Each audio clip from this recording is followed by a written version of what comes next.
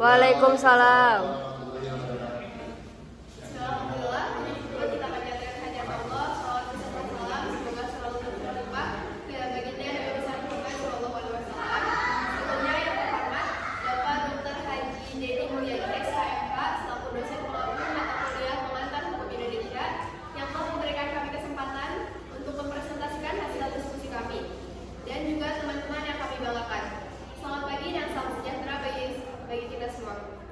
Selanjutnya mohon izin untuk memperkenalkan diri terlebih dahulu. Kami dari kelompok 7 akan mempresentasikan hasil diskusi kami mengenai histori hak asasi manusia yang beranggotakan saya Siti Maisarah selaku moderator sekaligus penulis dan saya Gisjara Panasula saya Mita Uliani sebagai pemateri. Saya Muhammad Wahyu Alfarel sebagai pemateri. Selanjutnya untuk mengefisienkan waktu dilanjut ke pemaparan materi. Materi pertama akan disampaikan oleh saudari Adi Sumaranya. Silakan. Baik, di sini saya akan menjelaskan mengenai gagasan HAM sebagai landasan keadilan, kesetaraan, dan martabat manusia. Gagasan HAM, konsep HAM merupakan landasan yang sangat diperlukan untuk keadilan sosial, kesetaraan, dan martabat semua HAM. Mencakup prinsip-prinsip kemanusiaan yang menghormati integritas individu dan memberikan landasan moral untuk memerangi ketidakadilan serta menjamin perlakuan yang setara dan bermartabat bagi semua individu. Selanjutnya, keadilan.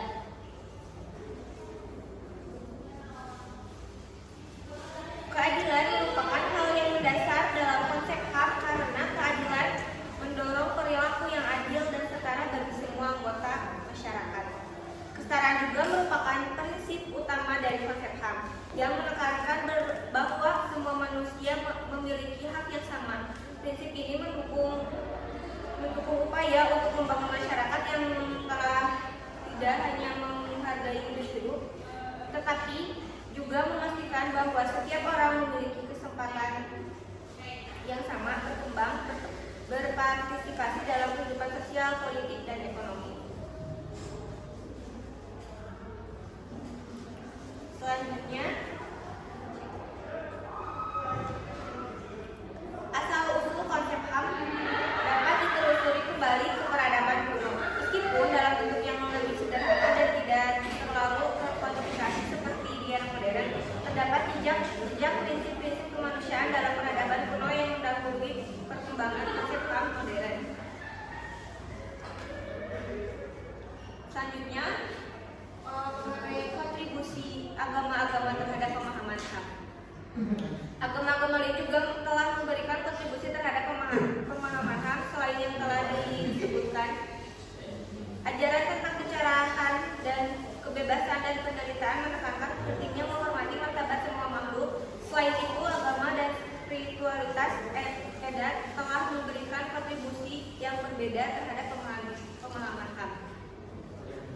Baik, terima kasih kepada saudari Adi yang telah menyampaikan materi pertama. Selanjutnya dilanjut oleh Penawali.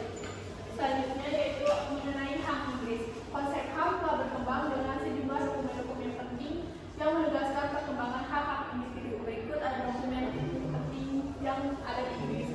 Yang pertama yaitu ada Magna Carta atau Piagam Kebebasan yang diberikan oleh King John pada tanggal 15 Juni 1215, merupakan tonggak penting dalam evolusi konsep HAM, menetapkan bahwa raja tidak dikecualikan dari aturan hukum dan hak-hak yang diakui. Lalu yang kedua ada Petition of Right pada tahun 1628. Dokumen ini merupakan dokumen konstitusional yang berisi mengenai pembatasan hak raja dan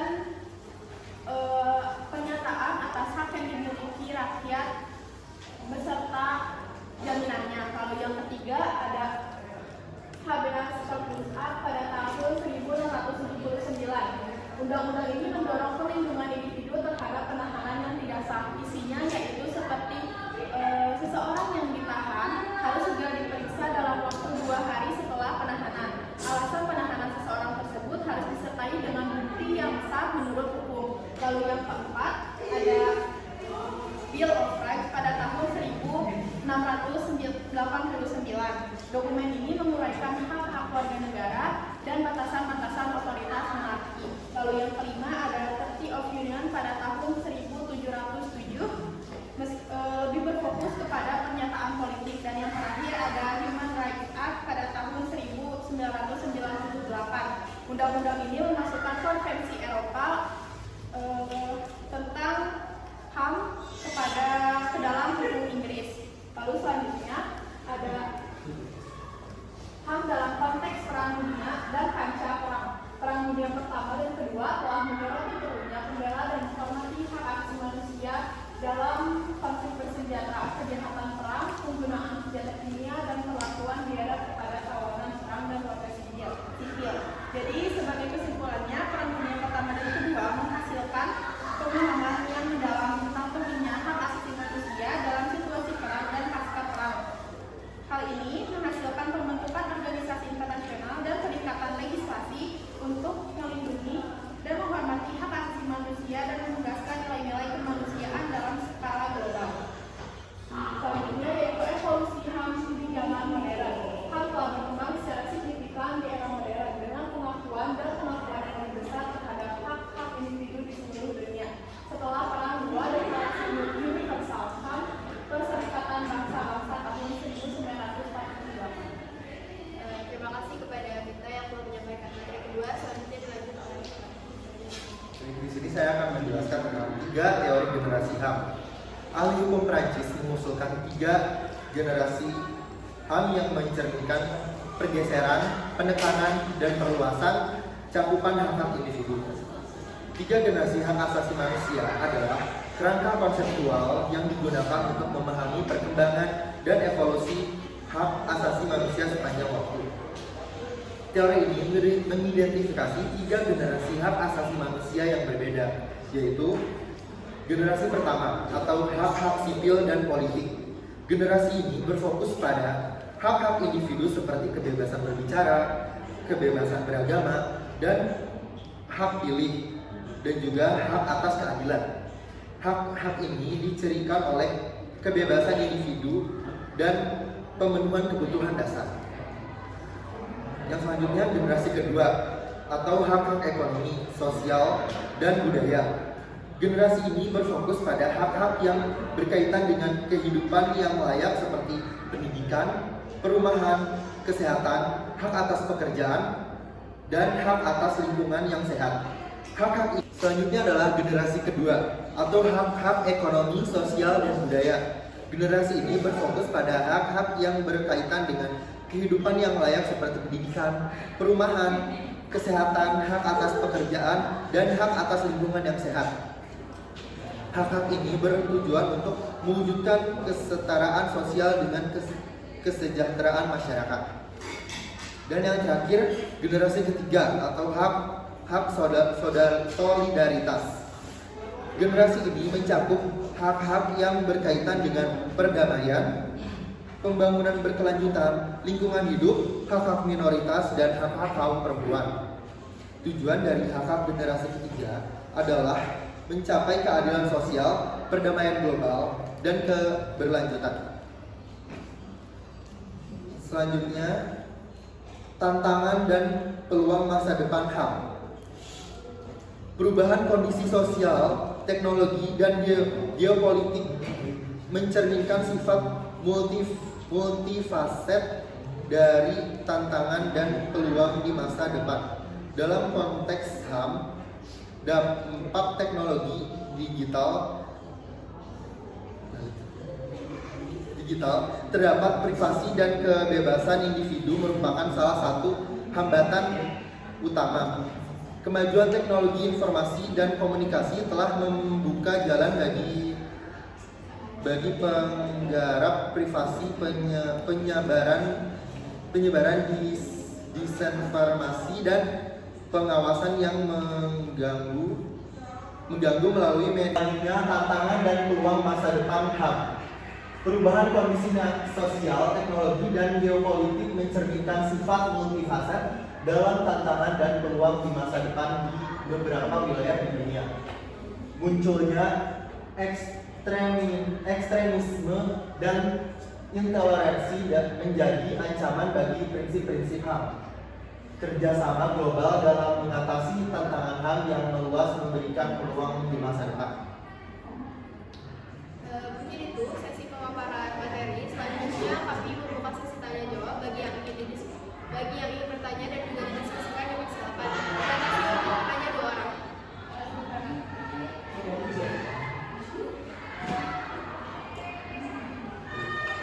Kalau untuk masa modern sekarang, tantangan HAM-nya tuh apa sih? Dan yang mendominasinya, tantangan yang menurut kalian terberat itu apa sih? Terima kasih pertanyaannya. Langsung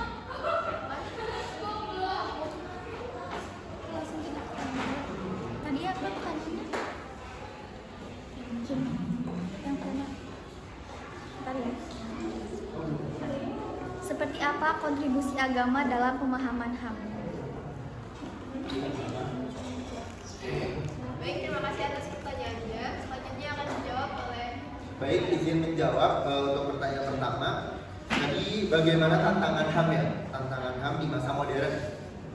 Baik, izin menjawab. Tantangan utama kesenjangan hukum antara negara, kompleksitas teknologi, ketidaksetaraan akses, masalah privasi, dan ketidakpastian hukum. Itu adalah tantangan utama HAM di masa modern. Untuk pertanyaan kedua akan dijawab oleh rekan saya. Selanjutnya pertanyaan kedua itu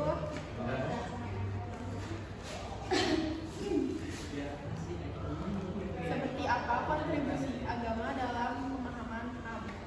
Yaitu adanya penekanan atau perintah terhadap penghormatan hak asasi manusia, karena seperti dalam Islam bahwasanya kita tidak boleh mengolok-olok atau menghina sesama manusia. baik. Mungkin itu untuk pemaparan materi dan sesi tanya jawab dicukupkan. Selanjutnya saya akan sedikit menyimpulkan. Kesimpulan dari materi ini bahwasannya konsep hak asasi manusia memiliki peran penting dalam tercapainya keadilan, kesetaraan, dan juga harkat martabat manusia. Hal ini dapat dilihat untuk konsep HAM ini sendiri dapat dilihat pada saat peradaban kuno, yaitu pada saat Mesopotamia atau Yunani kuno. Dan juga ajaran agama memiliki peran penting atau berkontribusi dalam pemahaman hak asasi manusia ini. Dan perang dunia 1 dan 2 menghasilkan kesadaran terhadap dunia bahwasannya hak asasi manusia itu perlu dilindungi baik pada saat kondisi perang maupun pasca perang.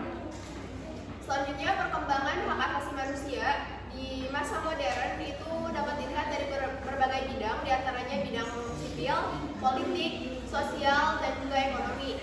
Dan tantangan di era modern atau di masa digital ini mencakup dampak teknologi digital, kemudian juga disinformasi dan pengawasan privasi. Mungkin itu saja untuk presentasi dari kelompok kami. Mohon maaf atas kesalahan dan kekurangannya.